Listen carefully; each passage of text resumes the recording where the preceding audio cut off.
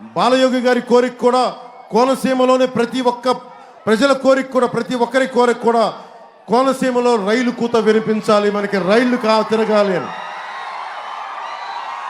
4.5 లక్షల హెక్టార్లో కొబ్బరి తోట మధ్యలోంచి ఊహించుకోండి, ఒక చక్కటి రైలు రాజస్థాన్ లాగా ప్యాలెస్టాన్ వీల్స్ లాగా మన కోనసీమ అందాలను చూపించే ఒక టూరిజంను డెవలప్ చేసే నిజంగా ఒక రైల్వే లైన్ వస్తే ఎంత అద్భుతమైన ఉపాధి, ఎంతో అద్భుతమైన అవకాశం మనకు వస్తాయి.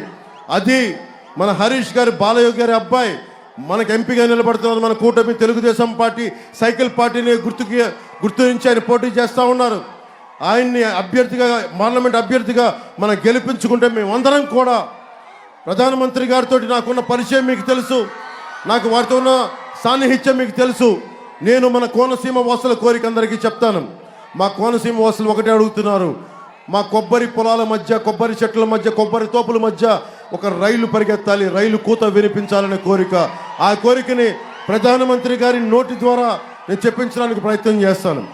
హరీష్ గారిని మనం పార్లమెంట్కి పంపించగలిగితే మనకి రైలు కూత అక్కడ వచ్చేలాగా అక్కడ పార్లమెంట్లో వారికి గళం వినిపిస్తాం.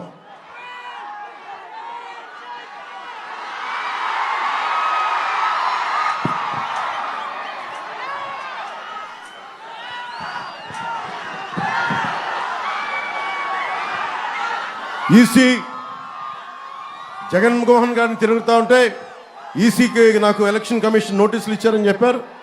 ఖచ్చితంగా ఎలక్షన్ కమిషన్ వారికి ఏ పరిస్థితుల్లో జగన్మోహన్ గారిని అనాల్సి వచ్చిందో, ఒక తప్పులు చేసేవాడిని తప్పులు చేసేవాడే ఉంటాం. అలాగే దళితుల్ని వైసీపీ ఒకసారి దళిత సామాజిక వర్గం కూడా ఆలోచించాలి. మీలో చిచ్చు పెట్టడానికి ఉన్నారు వైసీపీ నాయకులు.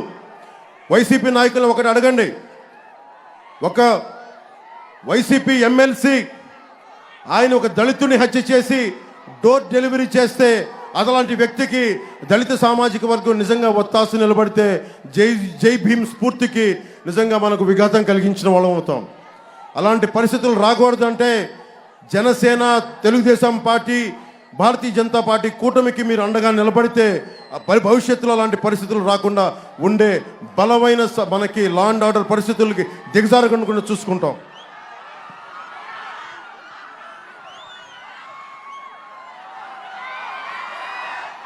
జగన్ గురించి ఒకటే చెప్పి ముగిస్తాం. జగన్ జీవితం జైలుకి బెయిల్కి మధ్యలో ఊగిసలాడే జీవితం జగన్ది. కోనసీమ నుంచి చెప్తా ఉన్నాం, జగన్ గుర్తుపెట్టుకో, క్లాక్ టవర్ నుంచి చెప్తా ఉన్నాం, నీకు రోజులు దగ్గర పడ్డాయి, నీ ప్రభుత్వాన్ని ప్యాక్ చేస్తాం, నిన్ను జైలుకి పంపిస్తాం. మమ్మల్ని అకారణంగా ప్రతి ఒక్కరిని ఎవరెవరి సామాజిక వర్గం చేత తిట్టిస్తూ ఉంటాం. మా సామాజిక వర్గం చెప్పే నాయకులను కూడా అడుగుతూ ఉన్నాను, మీకు క్రాప్ హాలిడే పెడుతున్నప్పుడు, క్రాప్ హాలిడే ప్రకటించినప్పుడు నాయకులంతా ఏమయ్యారు?